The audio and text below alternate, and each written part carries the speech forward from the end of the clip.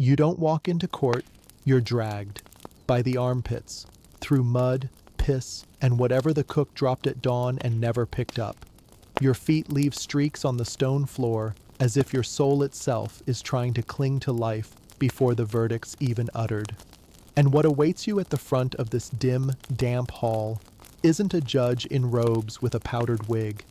It's a man slouched on a wooden chair, half asleep, wholly drunk, and wearing yesterday's shirt, which was already soaked in ale, goat grease, and what you hope is chicken fat. This is justice, feudal edition. He's not wearing a gavel. He's wearing a belt that hasn't been fastened properly since the last harvest festival.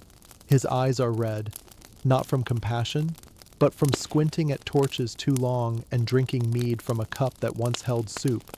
The courtroom smells like wet fur and regret. Somewhere, a dog is barking. It might be his, or his scribe. You can't tell. He once confused the two himself. Your crime? Unclear. Something about missing firewood or speaking too confidently while being poor? Doesn't matter. What matters is how you enter the room, how you bow, how your face looks, not too smug, not too scared, how your odor offends or flatters his hangover, what time of day it is, whether his mistress smiled that morning, whether the hound took a shit on the rug. Evidence? Please. This is a place where guilt is not proven. It's sniffed out, literally. If the Lord thinks your sweat smells anxious, congratulations, you're guilty. Justice here is not blind.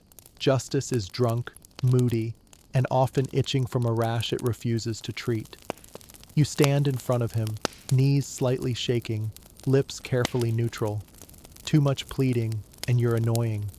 Too quiet, and you're insolent.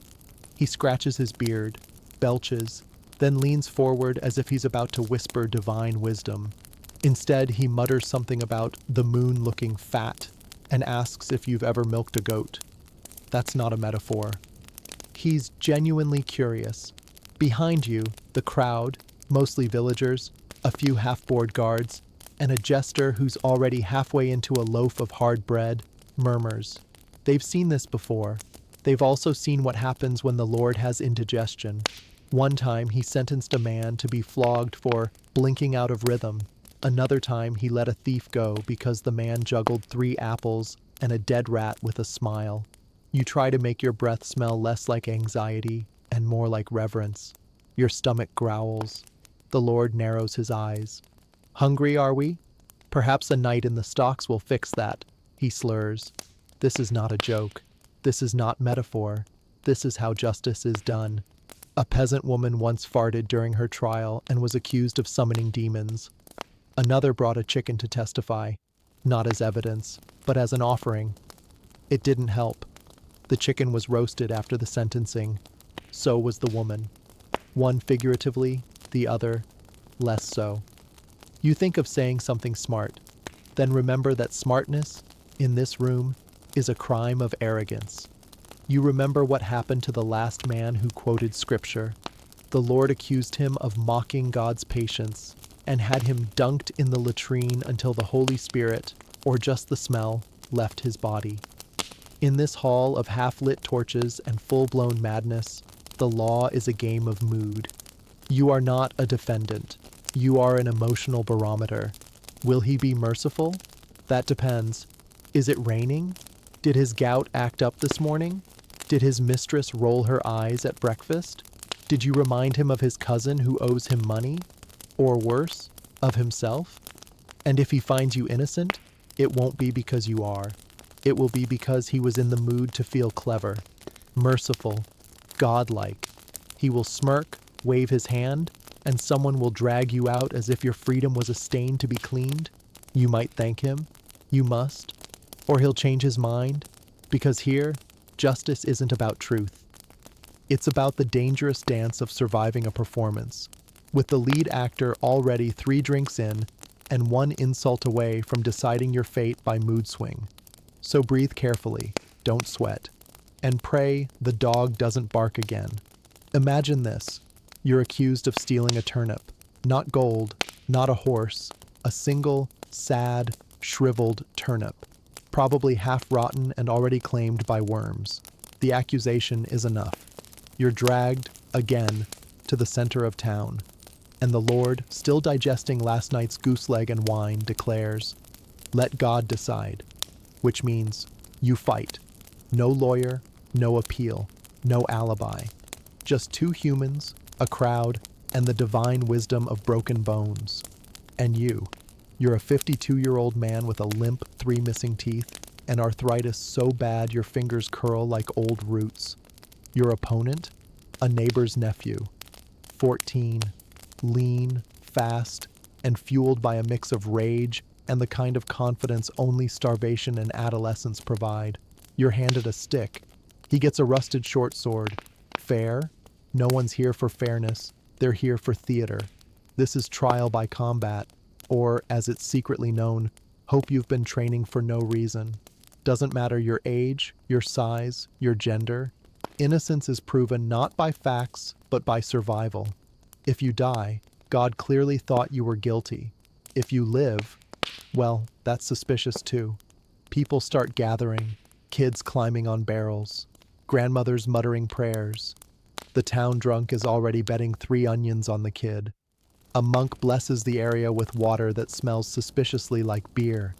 Your body aches just standing there, and someone whispers, "Should have confessed." There's no bell, no announcement. The Lord waves a sausage. That's the signal. Go. The boy lunges like he's chasing a chicken. You duck, barely. Your stick connects with his ribs. A hollow thump, nothing broken, but enough to make him gasp. The crowd oohs. A dog barks. The boy swings, grazes your shoulder. Your arm tingles. You cough. Somewhere in your mind, you remember planting wheat, quiet days, morning dew, the simple joy of not being stabbed. The fight lasts 5 minutes, or 5 hours. You can't tell. Your world is pain, sweat, shouting. Then the boy slips, falls. You strike. He screams. Your stick cracks across his arm. He's done. Silence. The Lord stands, wipes his hands with a napkin that was once a curtain. Then he laughs.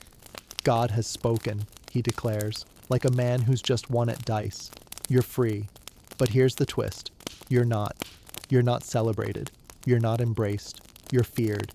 Because now you're the one who beat the odds. And in a world that sees justice as divine judgment, surviving a fight when you were supposed to lose smells, cursed. The priest avoids your eyes. Children whisper. Your neighbor offers you bread with a hand that trembles. You're guilty of something worse than theft now, disrupting the narrative. Worse still, your opponent? He wasn't just a boy. He was the nephew of someone who knows someone. And suddenly, you're not just a peasant with a limp. You're a problem. You go home that night to a hut that leaks and a wife who doesn't know whether to kiss you or cry. Your body is battered, your soul hums with dread, and in the distance, drums. A new trial tomorrow. Someone's accused of lying about grain weights. A blind man. He'll fight at dawn. You close your eyes. Justice here isn't just blind, it's delirious, and it fights with whatever limbs it has left. There's a rule in the court of the drunk and powerful. Laughter is allowed, but only if it knows where to bow. Picture it. You're shackled, grimy, accused of stealing a crust of bread that had more mold than wheat. You're standing in the piss-perfumed courtroom, trying not to breathe too loud. The Lord is holding court again, which mostly means he's snorting at his own jokes while fondling a leg of roasted meat like it's a sacred relic. At his feet, a jester dances, not a talented one. Just flexible and loud. He's making fun of beggars, mimicking a one-legged man who died last week. The crowd chuckles nervously. The Lord roars. He loves this. Punching down is the official language of entertainment here. The lower the target, the louder the laughter. You smirk. Just a smirk. Because the jester, by accident or fate, makes a joke about swollen feet. Gout. And guess who limped into the courtroom this morning clutching his ankle like it owed him money? Lord Vomitus IV himself. The joke isn't even about him, not directly. But your timing? Impeccable. And unfortunate. He sees your face. Something funny? he slurs, the meat leg now a weapon of mood. The room freezes, not because anyone cares about your smirk, but because no one knows what mood he's in. Yesterday he laughed when someone sneezed and called it divine wind.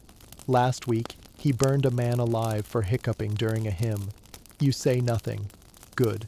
Then you say nothing, my lord. Bad. Because tone matters.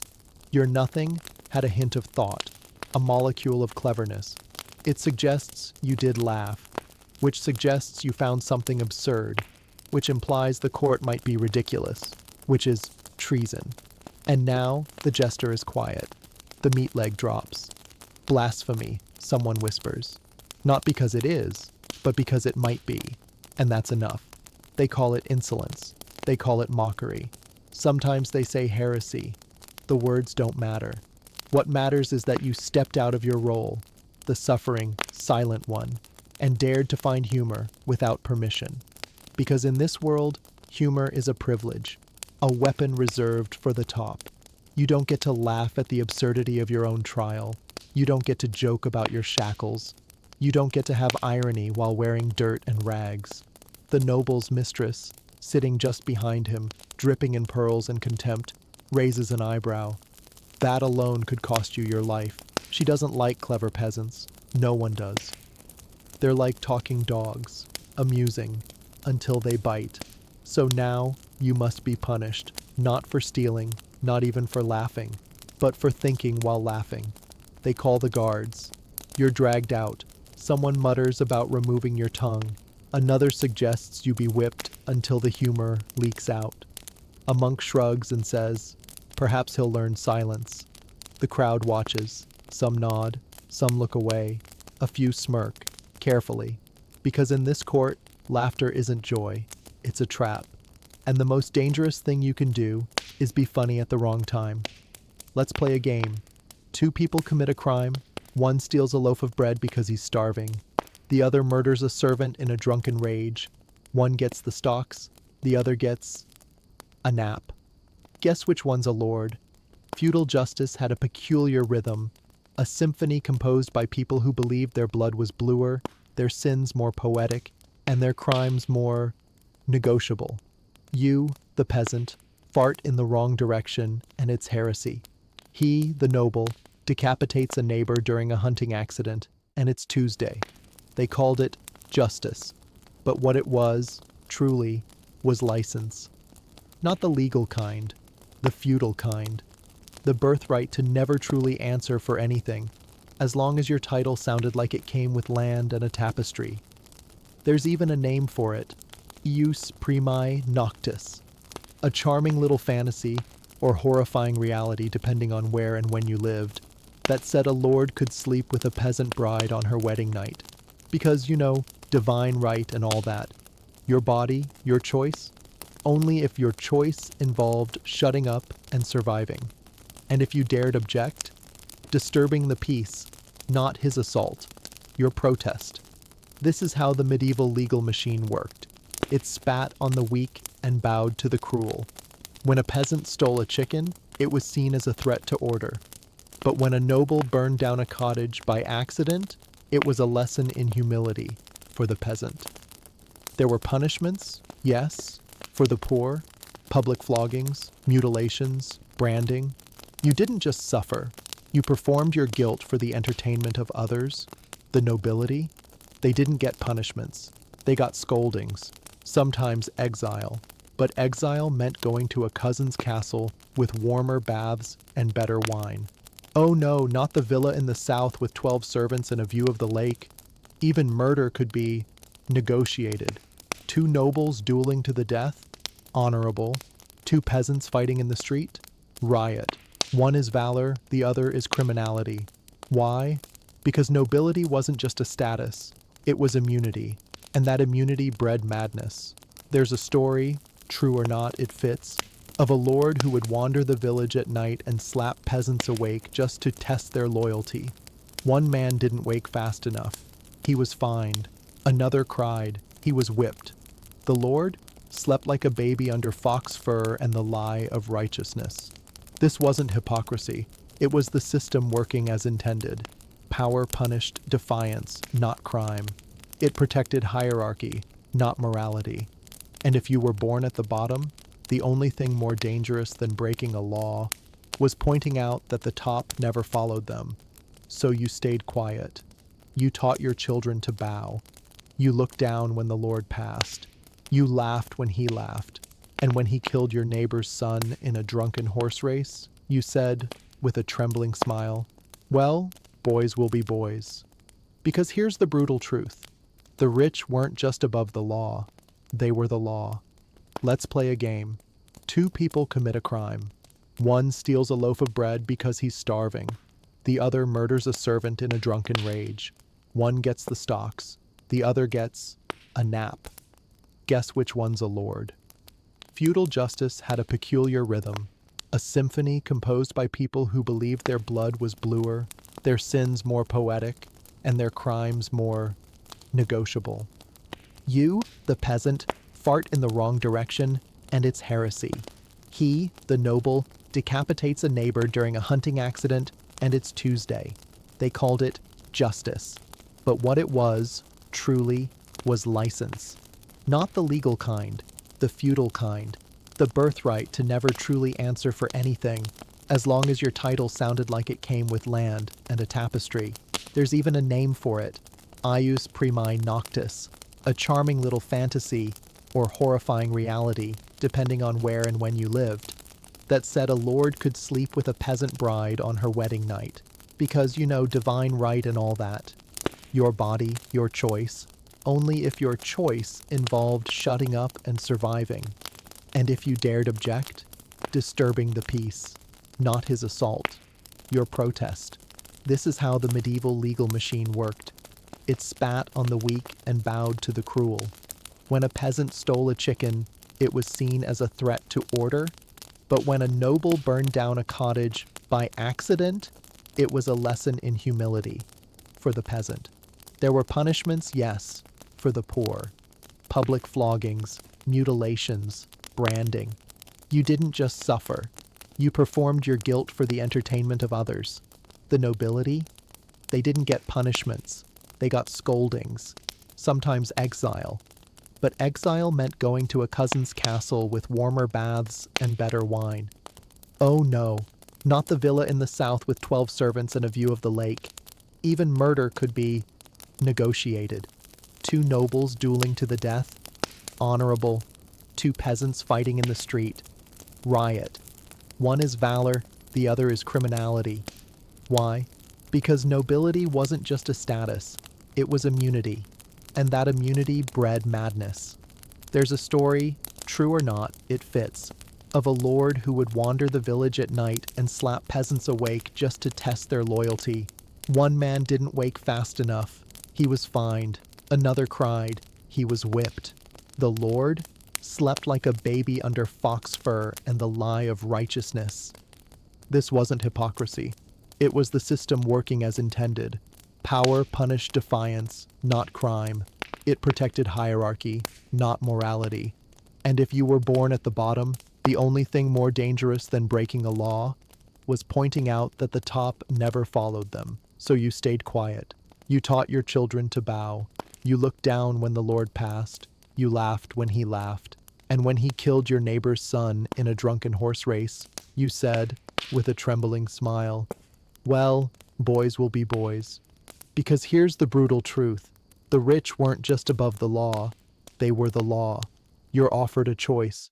Confess now and die quickly, or don't, and scream first. That's the beauty. And by beauty, we mean grotesque irony, of medieval interrogation. They didn't ask if you were guilty. They asked how long it would take for you to admit it. And they had tools. Oh, they loved their tools. Iron boots, thumb screws, the rack, the chair with spikes, warmed over fire for added encouragement. Devices designed not for truth but for music. The kind made by bone, tendon, and pleas for mercy. The church had rules. The lords had rituals. But pain? Pain was the great clarifier. Pain stripped the soul, made liars honest, and innocence creative. People confessed to crimes they couldn't pronounce. One man admitted to kissing the devil because he sneezed during Mass. A woman confessed to turning milk sour with her eyes. A child said he hexed a chicken just to stop the twisting. You, of course, are innocent, which makes you perfect for this system. Because an innocent person, they hold out longer, they resist. And resistance is suspicious. So they tighten the ropes. They stretch your arms until your shoulders whisper goodbye. They push iron under your nails and wait. They ask questions between screams. Sometimes they don't even need the answers. They just enjoy the melody. A successful interrogation isn't measured by justice. It's measured by decibels. Some interrogators prayed during the act. They saw themselves as divine instruments, cleansing your soul, one dislocated joint at a time. Others were more honest. They were there for the show, the sweat, the blood, the power. And sometimes, mid-torture, the Lord would walk in. With a turkey leg, he'd chew thoughtfully, nod. He looks guilty. You confess. You confess to everything. To things you didn't do. To things that don't exist. You'd confess to inventing rain if it made them stop. They write it down. Your shaky words, your broken voice. Proof, not of crime, but of obedience. And then, they execute you. Not because you were guilty, but because now you're processed, filed, stamped, complete. The crowd applauds the efficiency. The torturer gets extra bread. The Lord sleeps well. And you become a story, a whisper, a warning. Another name shouted at children who stay up too late. Because in this world, pain isn't failure. It's procedure. Let's say you're accused of a crime, something unspeakable, like stepping on sacred ground with muddy shoes, or speaking Latin too well for a peasant, or simply existing in a village where someone else had a bad dream about your shadow. The Lord is unsure. The priest is suspicious. The people are restless. What do? They don't investigate. They don't cross-examine. They boil water. Welcome to trial by ordeal. Medieval logic at its most poetic and insane. The idea was simple. If you're innocent, God will protect you. If you're guilty, he'll let nature rip you open like a cursed fruit. The most common method? The cauldron. They heat water until it bubbles like a witch's mood. Then they drop a rock or a ring into it. You, the accused, must plunge your hand in, elbow deep, and pull it out. Slowly, reverently, like you're reaching into God's sink. Then your arm is wrapped in linen and left for 3 days. If it festers, guilty. If it doesn't, also suspicious. There were variations. Some used red-hot irons, hold it, walk with it, smile while doing so. Others tied you up and tossed you into a river. Float, you're in league with the devil. Sink, innocent, but dead. No one liked these methods, not even the clergy, but they believed in them, because this was a world soaked in fear, and when fear marinates long enough, it tastes like faith. Imagine the crowd as you step forward, mothers clutching children, old men crossing themselves, a dog chewing a bone that may or may not be from last week's trial. The priest chants, the judge nods. You're trembling. Because your innocence doesn't matter. Only your burn scars will speak. And let's not forget the other part. You had to agree to the ordeal. Consent was required. But let's be honest, when refusal meant immediate guilt and punishment, choice was about as real as clean drinking water. Sometimes people survived with clean skin. Miracle, they said. More often they screamed, skin peeled, muscles scorched, infection blooming like mold in a damp cellar, and the final verdict? God has judged. Never mind that the priest may have adjusted the temperature, or that the bandages were wrapped tighter for some than others, or that evidence was a rumor plus smoke. This was divine justice, where your God was a sadist with a flair for suspense. But the worst part? The crowd believed. They believed the fire spoke truth, that the water whispered guilt, that pain was prophecy, and in a way, it was, just not in the way they thought, because pain always reveals something, not innocence, not guilt, but the cruelty of belief left unchecked. You live alone. That's the first mistake. You talk to plants, you help deliver babies, you make tea from herbs, you're over 40, have a strong opinion, and once gave someone a look that made their goat die a week later. Congratulations, you're a witch, or at least someone said you were, which, in this era, is about as solid as DNA evidence. A whisper, a nightmare, a bad harvest, that's all it takes. Your neighbor's cow stops producing milk. Clearly, you cursed its udders. The miller trips and breaks his leg. Must have been your eye. Because nothing happens by accident, only by sorcery. The accusation spreads faster than fire, which, incidentally, is where this is going. You're seized. By men who won't meet your eyes but have no problem tying your wrists. The priest mumbles a prayer. The villagers stare. Some pity you. Others want a show. And one woman, the one whose son you helped birth during a snowstorm, now won't speak your name. She's too afraid. Witch trials weren't about proof. They were about release. Communal panic needs an outlet. Fear needs a scapegoat. And your independence, your knowledge, your existence outside the usual rules, that makes you perfect. The very traits that once made you useful now make you dangerous. You're interrogated. They ask if you've danced naked with Satan, if you've kissed a black cat, if you've flown, or floated, or slept too deeply. You say no, they nod. That's what a witch would say. You say yes, proof. You hesitate, confirmation. It's not a question of if you're guilty, it's how fast they can get you to say it. They use sleep deprivation, cold, hunger, maybe the rack, maybe just a long silence in a candlelit room where someone whispers, confess, and it ends. Ends? Sure. With fire. You crack. You say the words. Maybe because you want it to stop. Maybe because you start to believe it. Maybe because, deep down, you know this was never about you. It was about them. Their terror. Their need for order. So they burn you. Sometimes in the village square. Sometimes in a quiet field. Sometimes, ironically, in the same meadow where you once gathered chamomile. The crowd comes. Again. Children on shoulders. Old men grumbling. Vendors with nuts. And as the flames rise, someone whispers, "She cursed my crops." Another says, "She looked at me funny once." And someone, quietly, guiltily, adds, "She helped my wife." But it's too late. The fire crackles. Your silhouette trembles. And just before the smoke swallows your name, you think, this is what happens when knowledge scares power, and when fear pretends to be faith. You're not executed. Yet. You're just waiting. And in this world, that might be worse. Because being awaiting trial in medieval justice is not a pause. It's a sentence in slow motion. You're thrown into a cell that's less architecture and more whole with ambition.